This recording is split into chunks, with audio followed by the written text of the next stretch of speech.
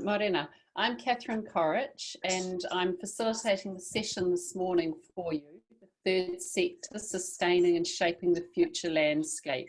We have an incredible panel of wonderful women who have been leading third sector organisations for some time and have deep wisdom to share with us. I'm going to introduce them very quickly. We have Frances Benj from Cure Kids, Delwyn Stewart from Auckland YWCA, and Dr. Monique Faliapa from Luvar. Just to set the scene for you today, we've had big challenges, all of us, in our recent lives. The COVID-19 pandemic has really challenged us on every level. It's challenged us emotionally as individuals as we learn to deal with the fear and the change in our lives. It's challenged us as leaders and given us a real sense of where our duty lies and the things that we really need to do to lead our people, and importantly to serve the consumers or the people we care for, whoever's in the audience of the people we look after. And then it's given us a need to continually roll with the punches, as it were, to really be able to think on our feet, be agile, multitask, and do all of those things that as women leaders we knew we had to do, but we've had to do a great deal more. So on that note, I'm going to hand over first to Frances, if you would be so keen. Would you please introduce yourself and welcome? Thank you, Catherine. Inga mana, inga reo, inga waka, ira rangatira ma. Welcome everybody. My name is Frances Benj and I'm the CEO for Cure Kids. Now, Cure Kids is the largest funder of child health research outside the government. And we had a very proud week this week where Sir Bob Elliott was knighted for the founding of Cure Kids. So, you know, an incredible man who had a vision for New Zealand children. He could see New Zealand children slipping in terms of their health in the OECD rankings, and he knew that there was a really urgent need to look into why there was this disparity with child health in New Zealand. So I feel very proud and very vision driven to try and make Sir Bob's mission a reality. And so, I'm really proud to speak on his behalf and all of the rangatira that have come before me. Thank you, thank you. Monique, would you please introduce yourself? Sure. Talo whalava mālolele ni Sambulivaraka. Kia ora nā taloha ni whakalofalahi atu tēnā koutou, tēnā tātou katoa. Good morning, everybody. My name is Monique Faliapa. I'm actually not the Chief Executive of Levar anymore, which is recent news. And I've been in the third sector though, particularly around mental health and wellbeing. I'm a clinical psychologist by trade for about 20 years. So I've been paid CEO roles and strategic advisor roles in the third sector with mental wellbeing for a long time. And I've just recently finished writing New Zealand's psychosocial response and recovery plan from COVID-19 for the Ministry of Health. So I think New Zealand's done really well in our efforts to control COVID-19 around the world. We're known for going hard, going early to prevent its spread, and there's been really noticeable social cohesion with our team of 5 million focused on getting through together. So we've got this huge sense of relief, I think, that we may have avoided those severe health outcomes we've seen in other countries. But while necessary, it is actually the containment measures and the consequences of those containment measures of our lockdown that have been a source of secondary stresses for mental health and wellbeing for New Zealanders, and I think will continue to be in years to come. So we've seen secondary stresses at the moment in our third sector, looking at, you know, financial hardship, unemployment, family and sexual violence. We saw a spike. For young people, there's been a disengagement from education and you know, there's been some homelessness. So it's these secondary stresses that I wanted to talk about today that are having a profound impact on our mental health and wellbeing, and will do in the years to come. Thank you. Thank you. And Delwyn, please, if you would introduce yourself. Morena everyone, I'm Delwyn Stewart. I lead the YWCA in Auckland. We've got 4 Ys operating across New Zealand at the moment. And we have been around for about 140 odd years in New Zealand. So we have weathered quite a few of these crises during that time. Not that that took away any pressure I felt to steer the Y through this latest one. Our focus is young women 12 to 25, and we had a small win as part of a lot of women's organisations last week with the Prime Minister agreeing to fund menstrual products in schools.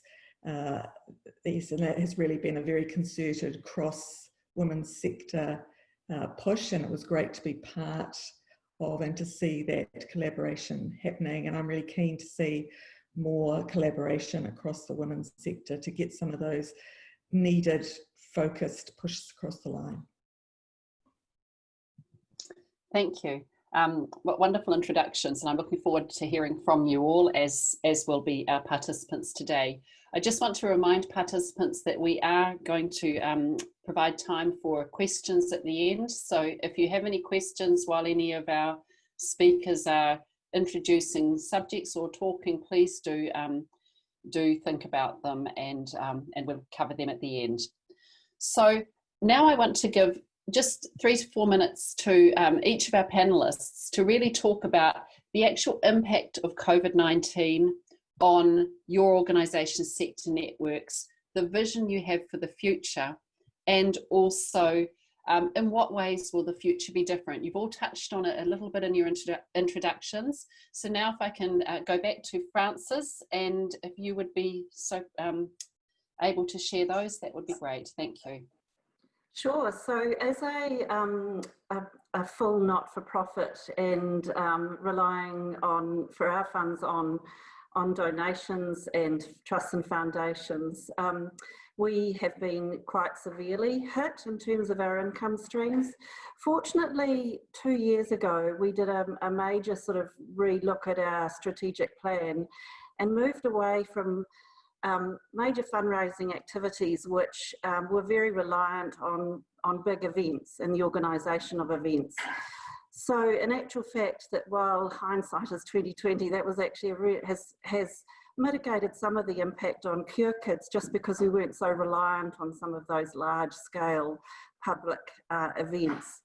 So, but having said that, you know, some of our key corporate partners such as Briscoe's, Collier's, particularly the hospitality industry, the Accor hotel group, have been significantly hit by the lockdown. So understandably, you know, their funds need to be, and importantly, redirected back to their staff and their business continuity. So, but, you know, I've got an incredible team. I don't think that we could have got through this without the team that I've got. They're very goal-driven, very positive, focused on the future. And I think one of the things that we are thinking about is that never before has funding of health research been more important. So it's really focusing on those activities that ensure the long-term sustainability of the research programs that our amazing researchers are doing. But also, yeah, I've given the team the opportunity to think about this as a bit of a rebirth, and that, you know, we've reforecast our budget, which is significantly lower than what we were expecting it to be, but anything that we do, we can't go wrong.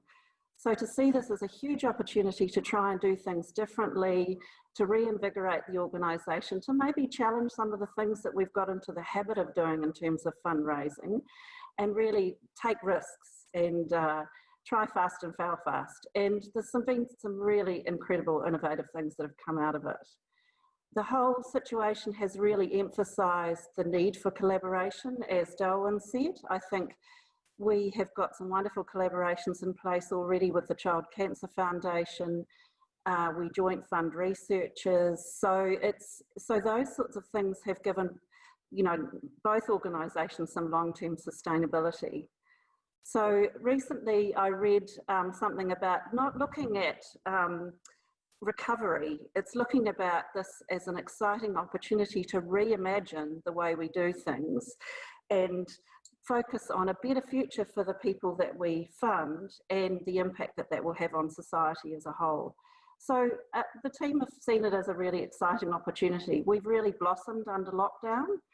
The remote team collaboration has been spectacular and really fun to be part of. And we've had lots of innovation. And as one of my colleagues said, there's a stronger focus on what your skill set is rather than the personalities, which we've really enjoyed and embraced. Thank you. That's a lovely way of thinking about it, that actually the skill set and what we bring to the table in other experiences will come out much more. Thank you very much. Delwyn, please, if you would give your 3 to 4 minutes.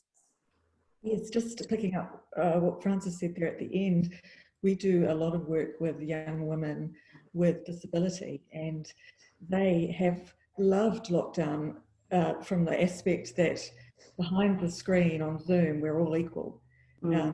There's no sense of difference. So it's surprising where the gifts from a crisis situation emerge from. I thought I'd talk a little bit about how young women are doing.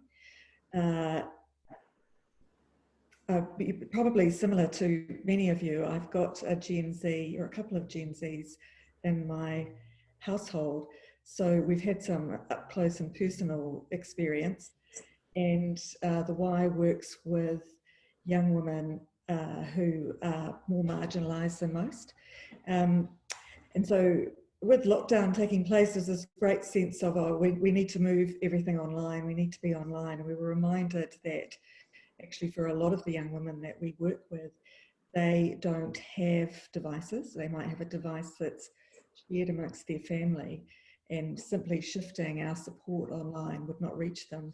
And if they did have devices, they relied on going to McDonald's or going to the local library to connect to the internet, and those options were shut down for them as well. We've managed to connect with them personally through networks another way, and it has been a really difficult time, especially for the sort of 17 to 20 age group who just feel like they are launching themselves as individuals into the mature world of tertiary study or work or adventure, and having all of those dreams shut down, and that sense that they have no personal agency in what is happening to them and what they're facing. So we too have seen quite a lot of stress. Obviously young people love their, it's all about your friend community. They haven't been able to see their friend community, and they haven't necessarily been able to connect socially online as well. These girls too are often very reliant on the work that comes through the hospitality and the retail sector, and they're often working and contributing to the family budget. So they haven't been able to also work and bring home that money. So I think that age group of sort of 17 to 25 has been hit really hard on a number of fronts. And we've been thinking a bit about how that's going to alter the way Gen Z emerges into the world. We saw with different generations that have gone before us, be that the baby boomers or the old timers before them, the huge impact of the war, the huge impact of the depression and how they lived out their lives and their behaviour. And we are thinking quite hard about what this means for this generation of young women as they emerge into more mature life. The Y itself, it has been an interesting time. We've been hit very hard too. So we're probably one of New Zealand's oldest social enterprises, because we've for many, many years run a hostel that provides us with income. In the current environment, that hostel has been very dependent on international students. And obviously that has closed down. Our hostel at the moment is running at about 50% capacity.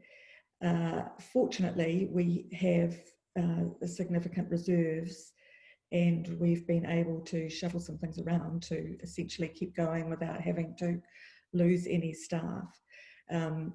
But getting to that point, and getting my board to that point, was 6 weeks of frantic deep dive, getting up close personal with your balance sheet in a way that I'm only just over a year into this role that I hadn't really done yet. So yeah, it has been a very interesting time. We had gone through 12 months of significant change in the way we operate. So we'd already gone through the process of putting in place a flat structure and a very kind of agile and flexible way of working. And that has actually delivered gold through this situation. So I was very keen to keep my team on board, and I'm delighted that I have been able to. Thank you, Darwin. Well done. They have been challenging times, and it sounds as if you've done extremely well to keep everyone on board. Monique, if we could please have your introduction, your impact of COVID and future landscape. Sure. So from a wellbeing perspective, I think all New Zealanders have been impacted by the pandemic, and stress, worry, fear, grief, they're really normal reactions, particularly given that sense of uncertainty that we've had.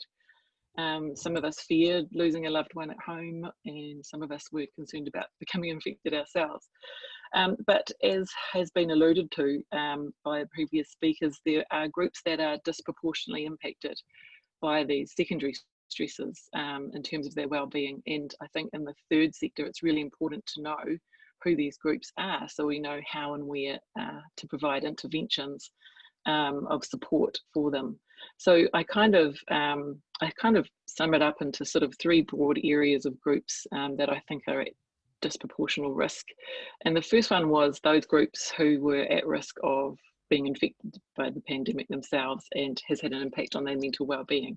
So what we've seen is frontline healthcare workers or in social services and NGOs who have really worked at the front line. And we know all around the world there's been a huge spike in mental distress for those people, and particularly post-traumatic stress in the weeks and months following a spike of the pandemic. The second group is those we know who experience sort of hardship and poverty, and who may face additional and compounding hardship due to the job losses or reduced household income or just the general economic downturn of New Zealand. And we know that Māori and Pacific and young people and people with disabilities are all disproportionately represented already in this group. And it's a third group that I think is really interesting group, and that's those people whose lives have been really severely disrupted. And it's people that have lost their job or their household income for the first time. And this includes those business owners and people who work in hospitality and tourism. And so they're exposed to new stress levels, and they're what I'm calling kind of the new vulnerable.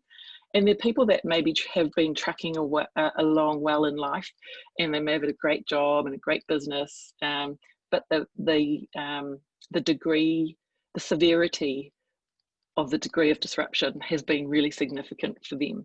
And so they may find themselves for the first time ever, applying for the dole, applying for working income support, applying for social housing support. They might not be accustomed to reaching out for help.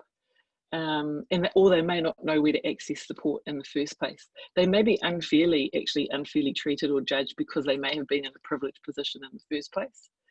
And for many, I think loss of work can really mean loss of a sense of connection, loss of identity, or loss of a sense of belonging and purpose. So they may also not be accustomed to reaching out for emotional support, and or us offering emotional support to people that have, often been the foundation of families or just general stalwarts and leaders. So I really think this new vulnerable will drive a spike in mental health issues in 12 months' time from now. And it's this group that the third sector and New Zealand really needs to prepare for. I think it doesn't take away from the accumulative effects that the same impact can have on those already experiencing perhaps intergenerational hardship. But I think that it will just change. It will be one of the changes on the landscape of support services in future. So I've been advising the Ministry of Health to go hard, go early on prevention, just like they went hard, early with the spread of the pandemic. And what will be different really is, instead of our support services within the third sector focused on being funded to provide support as an ambulance at the bottom of the cliff, we want to move our focus to the prevention and early intervention end of the wellbeing continuum. So we have a chance to stem the tide of the potential tsunami of mental wellbeing and addiction issues that will rise as New Zealand's unemployment rises. And I saw two examples, and I was involved in both, of excellent innovation during the last 3 months and on lockdown. And one of them was the government and state services getting rid of the unnecessary red tape in supporting the third sector and NGOs. So they miraculously and rapidly disseminated funding to NGOs and health organisations and social services, basically to their high trust performers. And that trust is a key issue. But they decreased that focus on onerous, meaningless reporting, and they just focused on outcomes. And the government showed that they can be agile, and there can be cross-sector collaboration, and they can negotiate in lightning speed time. So that was really good, and we don't want to go back to what it was before. We need to keep that. That was brilliant. The second really cool innovation that I saw was Pacifica communities being empowered to galvanise and form a collective approach to containment measures. And what we saw was that the government and others really enabled a sense of self-efficacy and agency to Pacific communities and civic leaders to lead the solutions for themselves. And it was mentioned before that young people's, kind of suffering from a lack of a sense of agency. That's in times like this, where we feel out of control and someone else is controlling us or something else, a sense of agency embedded in what we do is really important. So what we ended up with Pacific was the highest rates of testing for COVID, and that was something like 71 per 1,000 compared to the general New Zealand population, which was only 50 per 1,000. So we had the highest rates of testing and the lowest rates of infection. And that was all because funders basically trusted our high performers, and the Pacific communities were then enabled to lead their own solutions. So yeah, that's me. Thank you. Monique, thank you. That was, I had tears in my eyes when you were making some of those statements and descriptions. I think the high trust and the self-efficacy and agency, and just thinking about the art of the possible, because we've seen what can happen in a nation when we need to come together at a time of great crisis. And when you trust communities and trust the people who know those communities, you can achieve so much. So thank you. I'm just going to give a couple of minutes of international perspective for those of you who haven't met me before. I'm a Kiwi, but I've been based in the UK for the last 14 years. I found myself rather blissfully in lockdown in New Zealand, which has been a great joy, actually, to be part of New Zealand's story at this time. And one of the things I do is I chair a global child protection charity called It's a Penalty. And what we do within It's a Penalty is we're tackling the problem of child sex exploitation. And it's been a really interesting journey, because when we take our mantra, our purpose to funders, many of them have actually asked us to take out the word sex exploitation from what we do, and then they would happily fund us. And we've bravely, for the last 6 years, said, no, this is what we're tackling. We are tackling child sex exploitation. and it's important that we call it as it is. And our method has been that we go in a year before an international sporting event, the Olympics, the Super Bowl, World Cups, football World Cups, rugby World Cups, and so on, because there's a massive spike in child sex exploitation in the lead up to major international sporting events while stadia are being built, and during the sporting event itself, where we see large numbers of brothels appear on the periphery of the facility. Now, obviously, as COVID hit, we've had to repurpose ourselves as a charity. We've needed to think about the sporting events not occurring, but actually the exploitation of children becoming covert and going underground, so an even greater risk. So we work with and lobby the governments around the world to strengthen the protections for children and to operationalise the protection of children through the linking up between the legislation which exists and the police forces, border control, and so on. Which then leads me to the next part of our session today. One of the things that I've seen really work when you have interventions from the third sector is whole system thinking, where within an ecosystem you have the third sector leader or partner, and then you have the community groups who play the absolute primary role in on-the-ground transformation. You have the government agencies who may play a funding or a monitoring role in terms of regulatory compliance or impact and outcomes assessment, and then you have many other delivery partners. So that's something I'd like to weave into the theme. Is we know from the international work that we're doing that when we get great collaboration, we achieve huge results. So on that, what I'd like to do now is ask each of the panelists to summarize 3 things. Now, you have talked about the first of those, which is the impact of COVID on your networks. You've touched on a little bit of the vision for the future landscape, which has been great. And we've talked about some of the biggest challenges. What I want to do now is open up the dialogue just a little bit more to think about what is the art of the possible. We're at a unique moment in time. As you observed, New Zealand went hard. We went early. One of the things I would just like to say to position this is we were world leaders in how we thought about the interrupting the virus. For my staff in the UK, not just within the charity, but also within SISTOC, which I lead, we actually lost grandparents. So several of our youngsters have actually lost grandparents to COVID. At the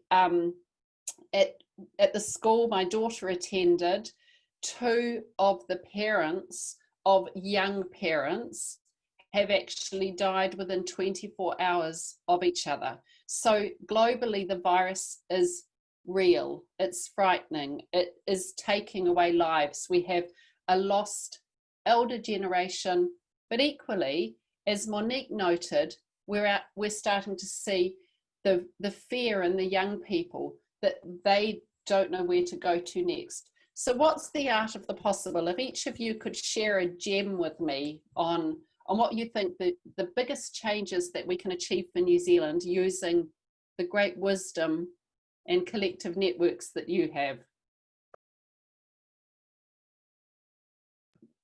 Delwyn, perhaps you could start, please. Thanks, Catherine. Just as a refrain really on some of the comments earlier, but I think that there is a huge opportunity for us to better collaborate across sectors. So I'm relatively new to the women's sector.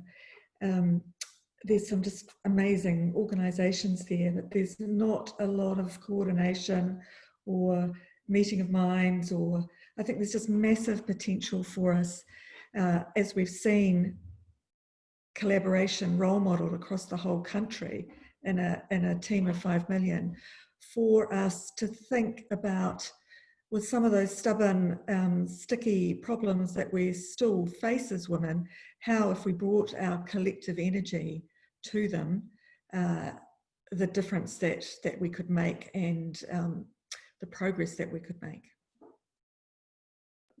So that's fantastic. Thank you. Thank you. And Monique. Yeah, look, some of the impacts that we've seen and have been presented today are really complex. And so clearly, as you've alluded to, we're going to require sophisticated systems thinking to respond to complex problems. So multi-level interventions, and as Darwin said, collaboration is key. I call it collaboration because we want to move past the rhetoric into tangible and practical actions. And we can get tied up sometimes in collaboration and coordination on talking a lot, which is needed and there's a role, but actions are louder than words.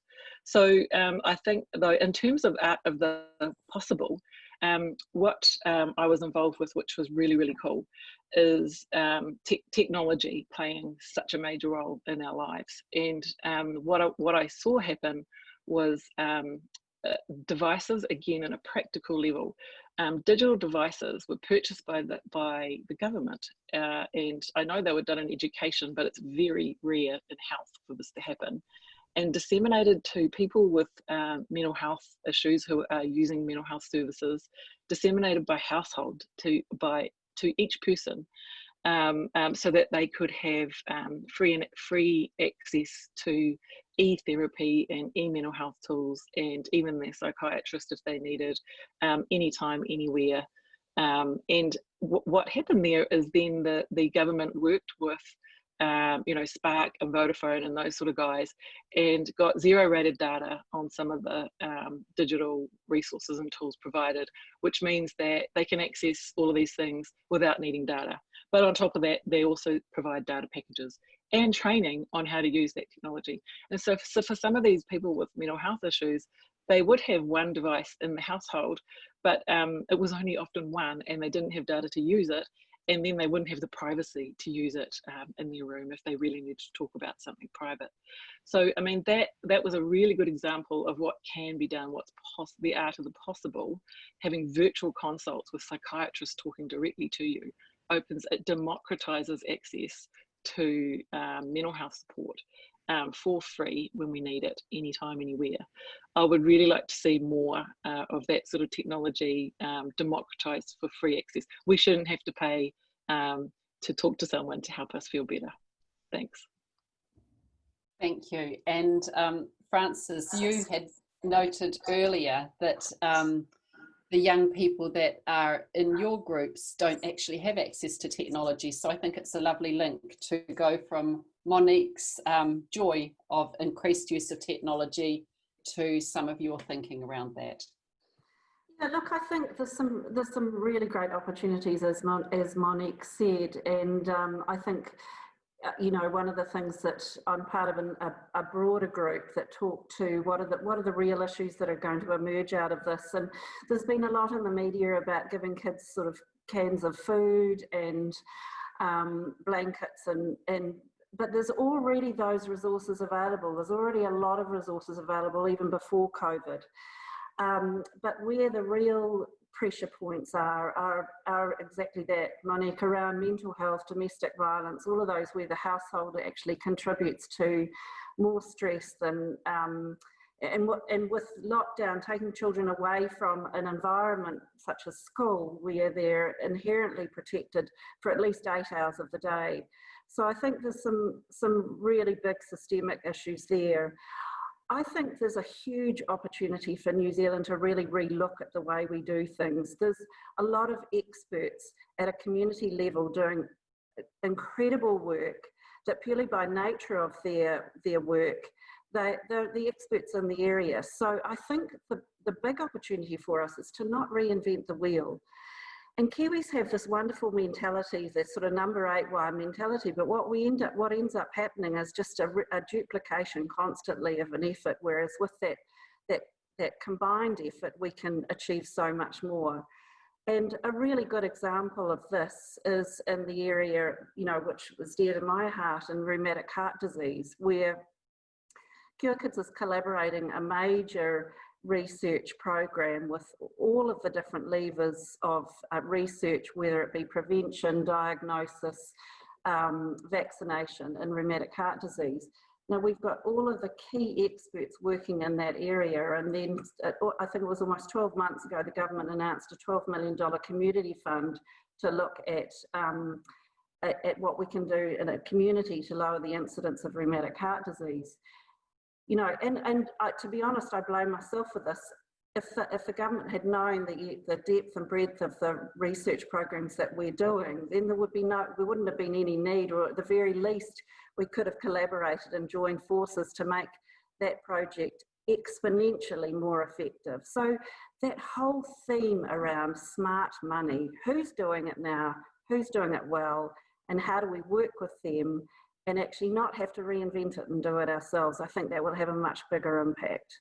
I think it also gives us the opportunity to look at, yes, COVID, we got onto it, we mitigated the risk really quickly, but what about some of those issues that are already killing our children in the communities that we don't have a concerted effort against? Rheumatic heart disease is a good example of that, but so is domestic violence. So why don't we have a lockdown to solve some of those problems, because we're not doing anything material about them now. And they're hard to solve, they're very hard to solve, but it's going to take a massive investment of money to find a vaccine for COVID, but we still don't have a vaccine for rheumatic heart disease, which is a third world problem. Frances, thank you. And I think, you know, many of the people I've spoken to during the crisis have said that same thing. We managed to come together as a nation and as a planet because we had to take an immediate action to a communicable disease. But we've had these challenges for many years. We have, you know, child sex exploitation, we have child poverty, family violence, issues that tend to get overlooked or dealt with at a micro level rather than thinking about, we're going to take this issue and really drive hard until we've actually solved the problem.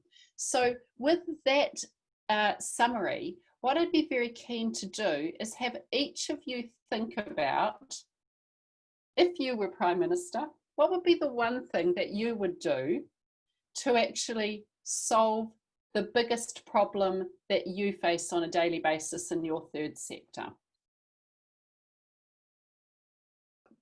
Delwyn, we'll start with you this time.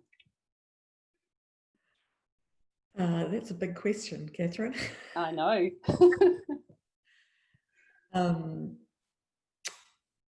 Yeah, I think there's got to be thinking going on in our Prime Minister's head about exactly what you said, Frances, that we have been able to come together and to do something quite amazing in quite a short amount of time. I'm very immersed in the women's space on behalf of young women, and I don't know if anybody's been watching Mrs. America on the TV, but it's, you know, it's not in the 1970s that we legislated for equal pay, and we still don't have equal pay. There are some really significant structural issues for gender equality in New Zealand, and for the life of me, I cannot understand why we are not dealing with them once and for all. There seems to be a category of things that we're willing to go hard and go early and be, this is what we must all do. And then there's a whole other wave of things which we all know are good and right and will make the world a better place, where for whatever reason, probably political pragmatism, we're not addressing. So if I was Prime Minister, I'd be looking at what unfortunately is quite a long list of structural discrimination that really impacts lives, whether that be health, mental health, agency, the ability to work, the ability to be considered equal, and starting to work my way through that list. Thank you. And Frances? That's a really tough question. I think Jacinda's in an unenviable position because I think she's damned if she does and damned if she doesn't. But I think that the thing with COVID was that it was agnostic. Nobody was spared from the risk of COVID. And I think, you know, in the world that we live in, you know, we're seeing the protests all around the world at the moment. When, you know, when a healthy, white, blue-eyed person is vulnerable to a disease, then action happens. And that sounds very cynical, but I think, you know, the diseases that I was talking about, where it's minority groups and people can easily think, well, that's not in my backyard, so I don't have to be as concerned about that. So I think that's the thing. What I would love to see is for the Ministry of Health or Ministry of Education to turn around and say, we don't have the knowledge here to solve this problem. So let's put out, I don't know, crudely put, an RFP to say, how do we get pay equality in New Zealand? Or let's get a group who's an expert in that area, who are the thought leaders, to come to us with a solution. Not to put together a self-selected think tank or, you know, these groups that, you know, that are pulled together, but actually to go out to the community and say, okay, who does great stuff in child health research? Who does great stuff in mental health? And how can they help us solve this problem? And what really big minds can we bring in the room to do this? And I think that we've seen that with COVID. We saw Ashley Bloomfield and Michael Baker take control and drive us because they know what they're doing. We can do that on so many other levels. Fantastic, thank you. And Monique? I haven't got much to add. I think they nailed it. Structural issues, the big one, social determinants of health and mental well-being, looking at, you know, education levels, low education levels, for disproportionate low education levels. And actually there's a phrase called universal proportionatism, and that's when you do actually focus on investing in those who most need it. And I would like to see that a lot more. And that means not blanket policies that are coming out from the government. It's proportionate investment. So the structural issues, social determinants of, you know, education, unemployment and housing and health are probably the big ones. So already been said, but I really love the idea too of an agnostic approach, and we, you know, move beyond the politics. In fact, we saw with COVID that if a politician made COVID-19 political, they were frowned upon by Kiwis. So let's keep that attitude. It's, please don't make decisions based on politics or fund people based on personality. We actually need science and the big thinkers. That's already been said. Thank you. Do you know, I think what I've loved about what you've all said, it's the courage, and it's about saying what's the art of the possible in terms of we have a number of big challenges. Let's put them out to the thinkers, the doers, the people that actually understand what it is that could shift the dial, and let's be brave. So let's take some of those areas where we sit at the lower levels on the OECD in terms of protection of children, in terms of child poverty, and with a collective action, let's make them our priority. I'm going to move in just a moment to the questions from the audience, but before I do, I just want to have you thinking for the summary of the collective action that we could have within New Zealand to ensure that Global Women has an impact beyond the sum of our parts. I think that when you see all the incredible people within the network, we set up the network to really make a difference and make impact. So what are the 2 or 3 things that we could call our post-COVID moments where we can look back in 5 years' time and say we grabbed hold of it and we actually delivered transformational change? So I'll come back to that, but now I'm just going to open the questions. Okay, so first question is for Delwyn. What do you think the levers are to get help for the women you work with to get better connectivity, principally internet devices? And is there a role that, say, local government agencies like Auckland Council play? Great question. When I was thinking about COVID, I was thinking about what are the gifts of a crisis? And one of those that I hope we see is a legacy of devices and internet connectivity in parts of our society that have not had that privilege prior. But certainly understanding, and it gets that thing about collaboration that Monique was saying, that that in health we've distributed devices. I certainly wasn't aware of that. So having that understanding of, well, if health are doing that and education, our schools are doing that, we're understanding that audit and where are the gaps that our local government or our technology providers could fill to make sure that we have got connectivity into all aspects of New Zealand society, and we democratise the ability to be able to tap into resources and to work as a whole community, not just the privileged in the community working together. So in terms of levers, I'd say it would be really useful for us at a community level to have some kind of audit to understand where, and just looking at connectivity, what are the gaps we filled and what are the gaps that are left, and then how can we tap into community resources such as council to fill those gaps so we really do have an even playing field. Thank you. Monique, one for you. This is from Ariana. I feel there are many parts that play in healing from trauma and shock. Do you feel there are enough mental health wellbeing services for Māori and Pacifica that have high cultural consciousness of how to support our people? Oh, that's a very good question, Ariana. So people will be aware we've just had the mental health inquiry into mental health and addiction services in New Zealand, and some of the recommendations in the report that the government is now addressing. The report called He Ara Oranga was precisely what this question is asking as well. But what they found was a huge gap in community-based services, and so we have pretty good actually services at the severe end of the continuum. The 3% of the population that have severe mental health issues are addressed.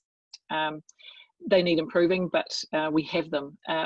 But there was a gaping gap in what we call primary mental health and addiction services, which is your first point of contact for support, and we don't have that, let alone for Māori and Pacific. And the big issue we've had in mental health for Māori and Pacific is the challenge of integrating core cultural values into the biopsychosocial Western view of mental health.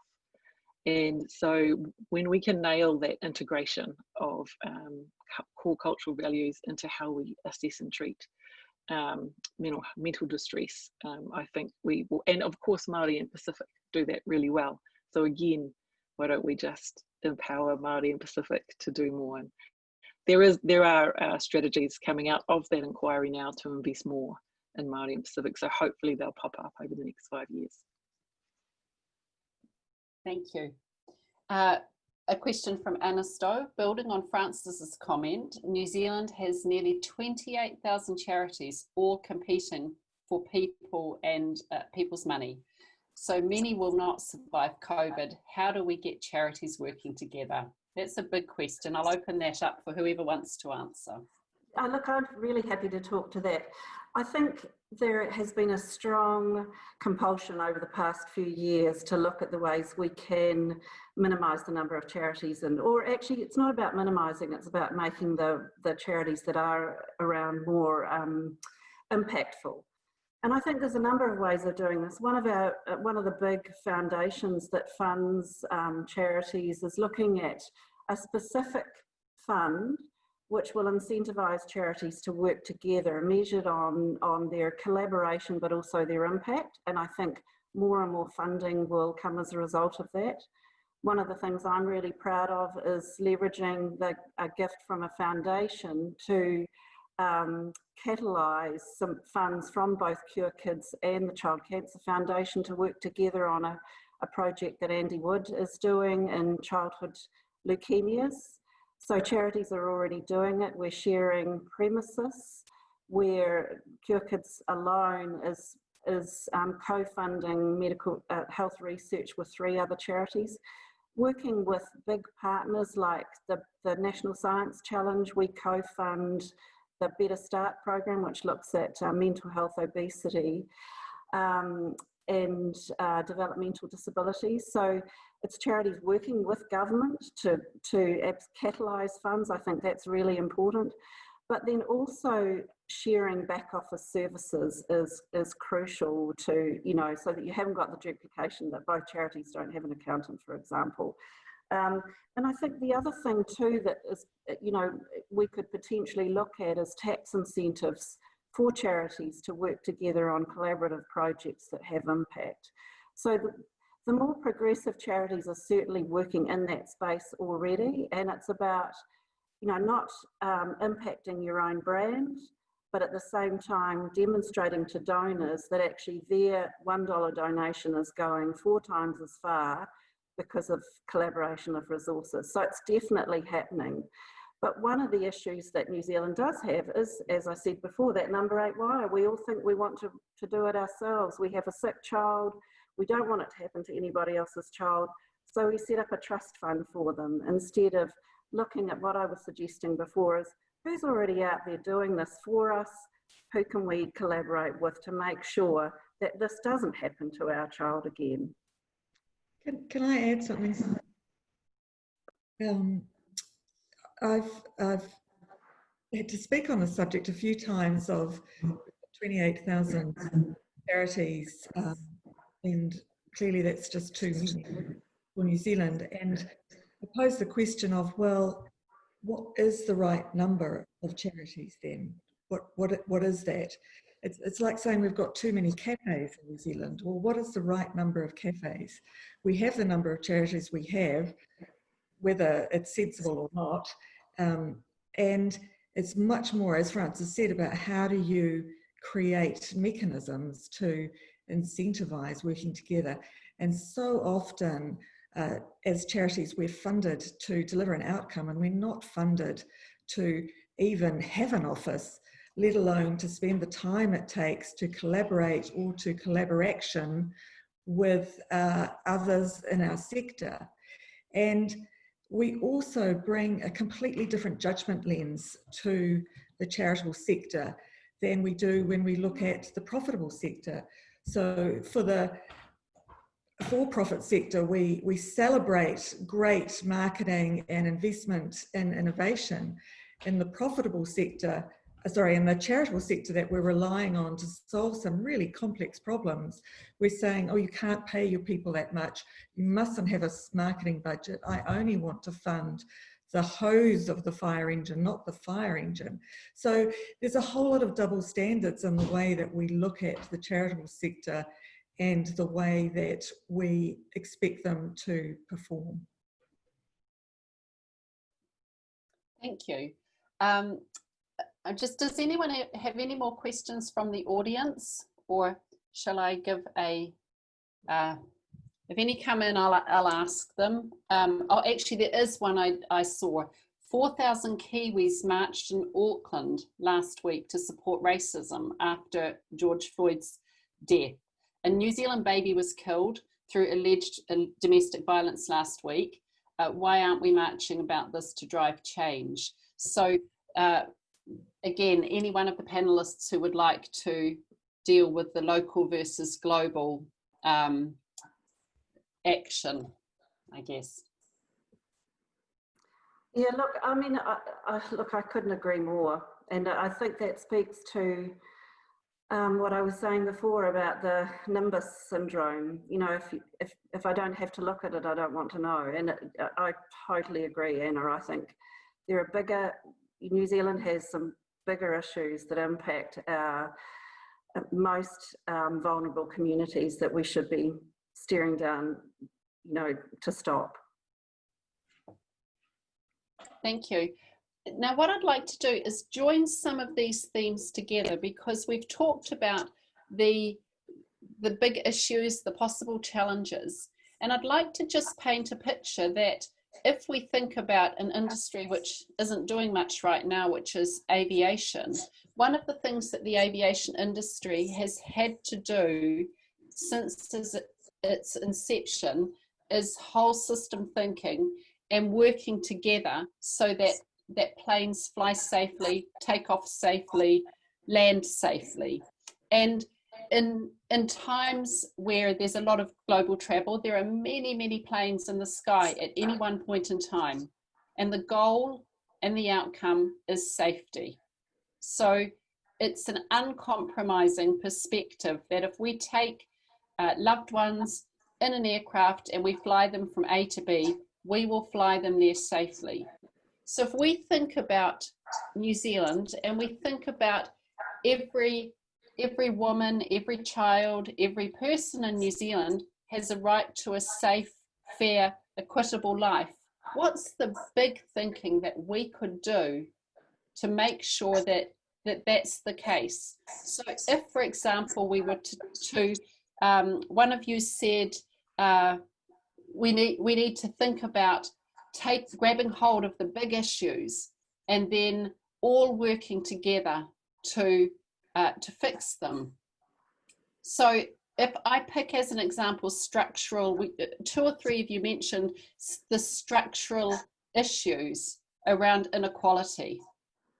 So as a parting comment from each of you, and we only have really a minute each for you, what could we do to really take that forward, even if it's a personal pledge that each of you make or that we make together, and then encourage all our participants today to think about that? Monique, would you like to give us your closing remarks, please? Yeah, look, structural issues around discrimination and inequity are always, I'm a clinical psychologist, and it always bamboozles me when people talk about structures and systems when it's humans that make those structures and systems, and it's human behaviour that influence those. So it is actually just about people.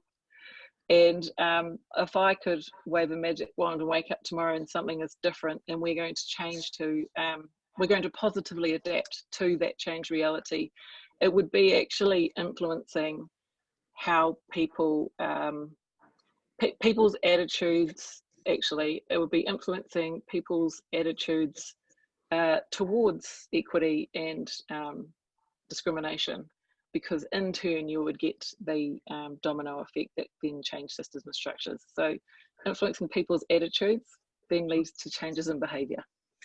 Thank you. And Delwyn?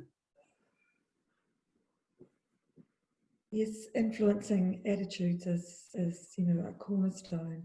But I would really like to see us be a little bit braver at an institutional level about things such as that we know are harmful, such as the inherent sexism that we still see in children's books and children's stories that are in our school libraries and in our schools.